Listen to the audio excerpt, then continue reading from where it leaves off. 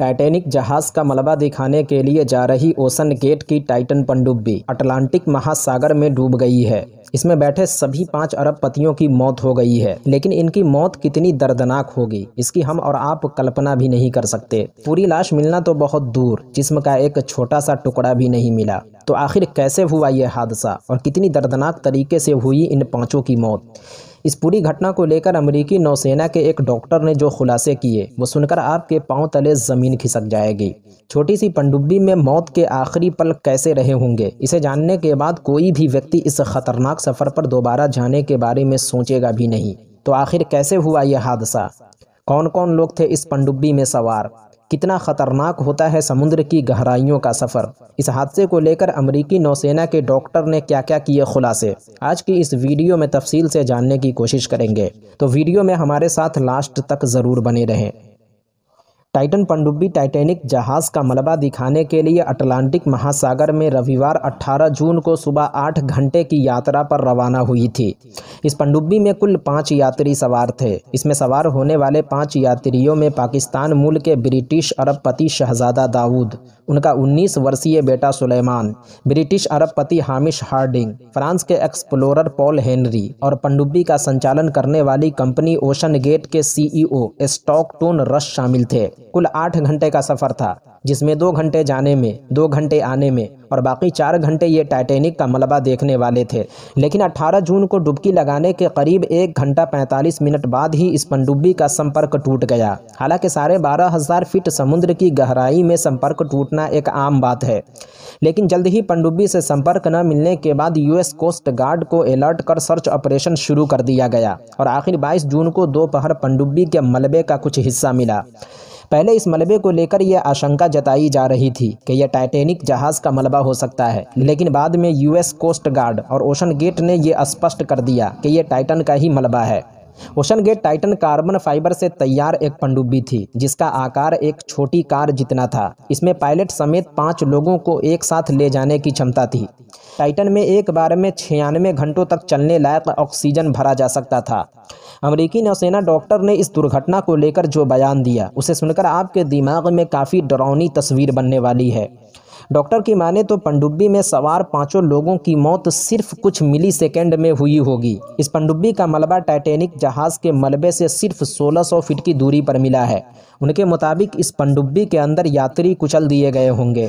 उन लोगों ने कभी ऐसी कल्पना भी नहीं की होगी कि उन्हें ऐसी मौत मिलेगी। गुरुवार को समुद्र की सतह से लगभग 2 मील नीचे गहरे समुद्र में मौजूद एक रोबोट ने टूटे हुए पनडुब्बी के बड़े टुकड़ों को देखा था। मलबे की खोज से पता चलता है कि रविवार को टाइटैनिक जहाज़ के मलबे से नीचे उतरते समय ही सबमर्सिबल में एक भयानक विस्फोट हो गया था।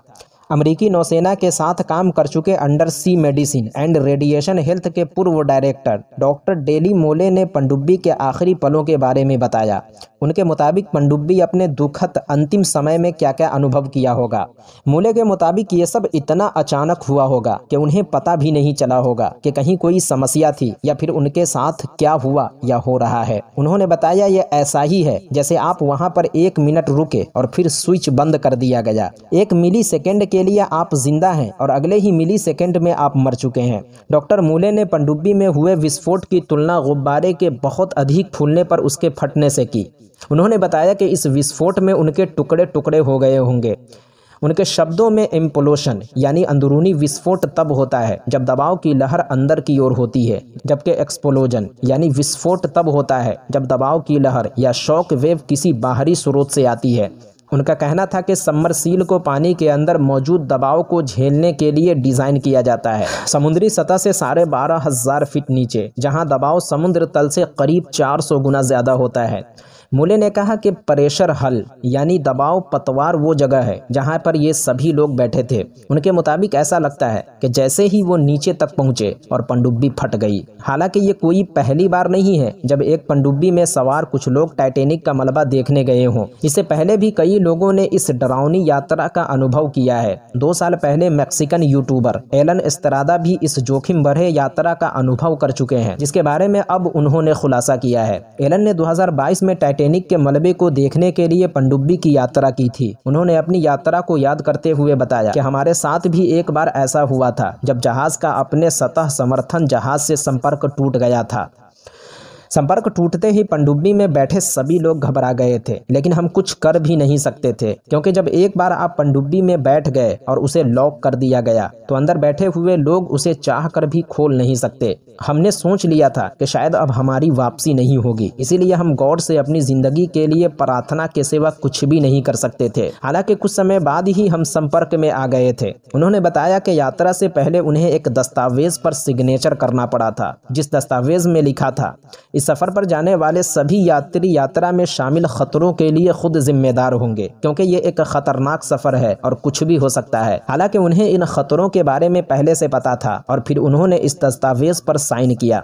सफर से पहले बेहद डरा हुआ था शहजादा सुलेमान, लेकिन बाप की जिद के आगे उसकी एक न चली।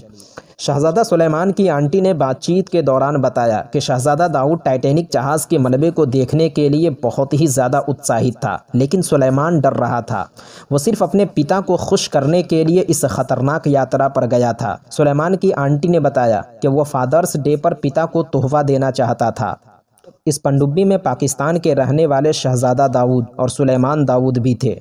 48 वर्षीय Shahzada Dawood chemical to energy company Engro corporation के वाइस प्रेसिडेंट थे।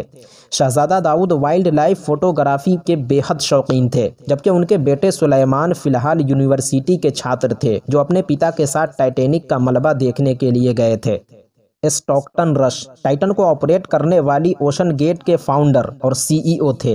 वे दुनिया के सबसे युवा जेट पायलट थे। 1981 में जेट ट्रेनिंग इंस्टीट्यूट से 19 साल की उम्र में ही उन्होंने लाइसेंस लिया था। स्टॉकटन रश पनडुब्बी के पायलट भी थे।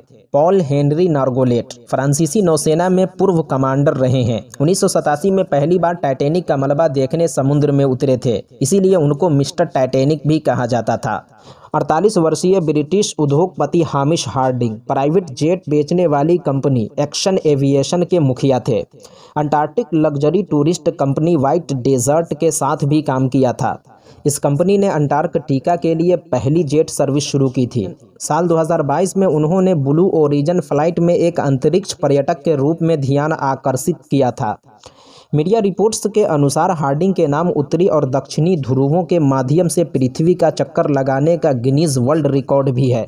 हार्डिंग ने नामीबिया से चीतों को लाने में भारत सरकार की मदद की थी। वो साउथ पोल की कई यात्राएं कर चुके हैं।